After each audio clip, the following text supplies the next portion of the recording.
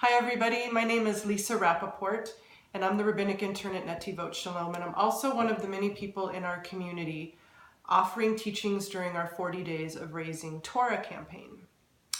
This effort is in response to our Torah that fell on December 31st, the last day of the year 2016, just a couple of weeks ago during a Shabbat morning bar mitzvah service. And as difficult as that event was, the amount of good that has come out of it has actually been very inspiring. We've been having daily Torah teachings. We've had the opportunity to engage in 40 days of social justice, and we've also launched a campaign to raise funds for an additional new Sefer Torah at Netivot Shalom. And as I mentioned in my first teaching, my own personal practice that I'm taking on during these 40 days is to embark on an in-depth study of Pirkei Avot, the sayings of our fathers. Each day I study one of these short but profound pieces of wisdom, and I try to understand its deeper meaning. As I've been studying, there has been one Mishnah, Avot 1:4, that seems particularly important in light of where we stand in history right now. I studied it a couple weeks ago, but it has stayed with me, and it's what I would like to center today's teaching around. And I think it's because today, in just a couple of hours, this is Friday, January 20th, early in the morning, there's going to be a profound change in our country. This is going to be a change in leadership that, based on what we've seen during the campaign cycle and even continuing up to today, has the potential to dismantle a lot of the work that we've all been doing and that we continue to work for. It's a leadership that potentially threatens and targets specific groups of people, many of them quite vulnerable people in our society. And it's a leadership that has already begun to rub away at the basic respect and kindness that we show to each other. So it is through this lens on this historic day that I would like to offer my thoughts and a short teaching on Pirkei Avot 1:4. This is how the text reads.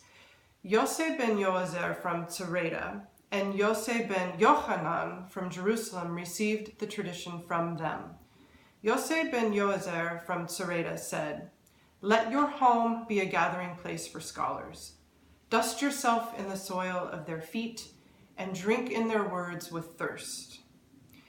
The opening words of this Mishnah, "let your home be," signal to us right away the importance of the centrality of our homes. Let your home be a Beit Va'ad Lachachamim, a gathering place for scholars, for wise ones, for teachers of Torah. We are urged in this Mishnah to consider what it is we open our homes to. What is it that fills the energetic space between the four walls of our house? What and whom do we actually bring into this space? The underlying message is that what we invite in will influence our lives. The prescription from our sages is to fill our homes with wisdom and with learning.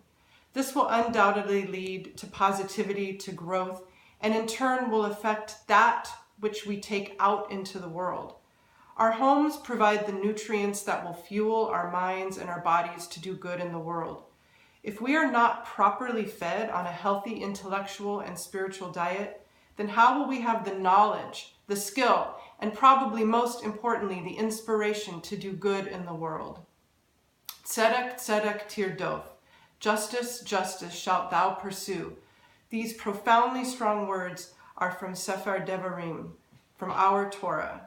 How can we even begin to realize that call if our homes are not filled with wisdom, with learning, with the healthy and respectful exchange of ideas and experiences? And what happens when our homes are filled with the opposite, with idle chatter, with negativity, with the opposite of learning, which might be mindless indulgence or an excessive focus on self?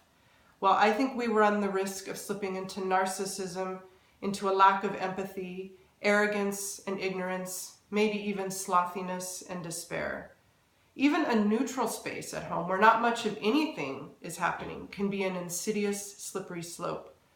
An insidious, slippery slope to what? Maybe to apathy, to stagnation, to a sameness in our lives that stunts growth, that stunts creativity and aliveness. The imperative here is that learning and growing are of the utmost importance. If we are not learning and growing, there is a lethargy and a kind of so what attitude that is likely to set in. We may lose touch with the fact that there is real work to be done in our communities, real work to be done in the world, and we may lose the ruach and the motivation to even do anything about it.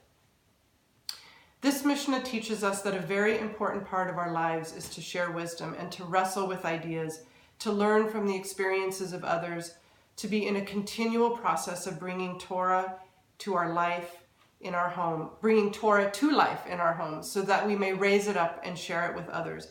And most importantly, that we bring living Torah to the streets. Because it is on the streets in every city in the world where love, compassion, kindness, and peace are needed the most. In words that are attributed both to Dr. Martin Luther King Jr. and Emma Lazarus, no one is free until we all are free. This is one of the most basic and rudimentary teachings in the Torah.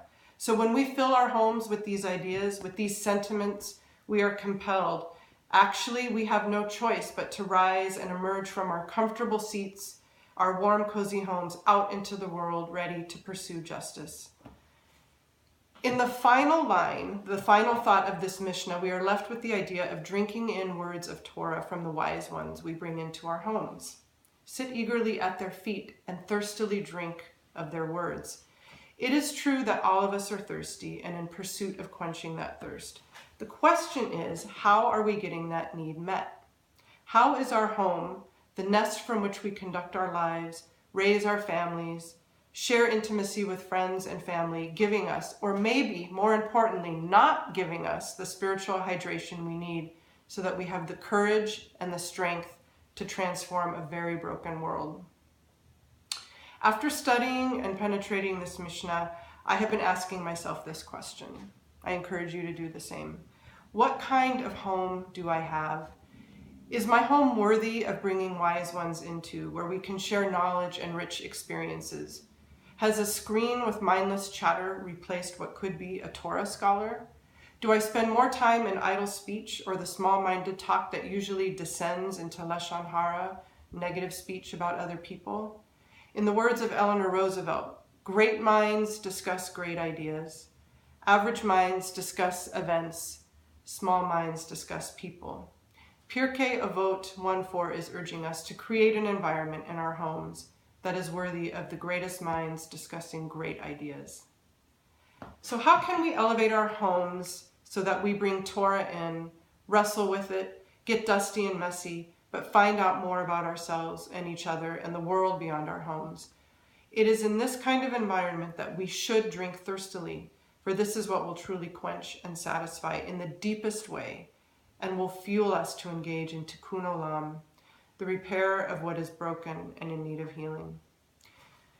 Feeling the gravity of this day, January 20th, 2017, the inauguration of a leadership like we've never known, it seems that this Mishnah is more important than ever. May we truly consider these words to their fullest.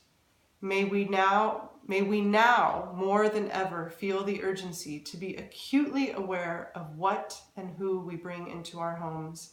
May we open our homes to lively and rigorous discourse, to deep learning and soul searching, which has as its fundamental purpose the healing and transformation of ourselves, our neighbors, our communities, and the world. And with that, I would like to wish everyone Shabbat Shalom, and thank you for sharing your time with me.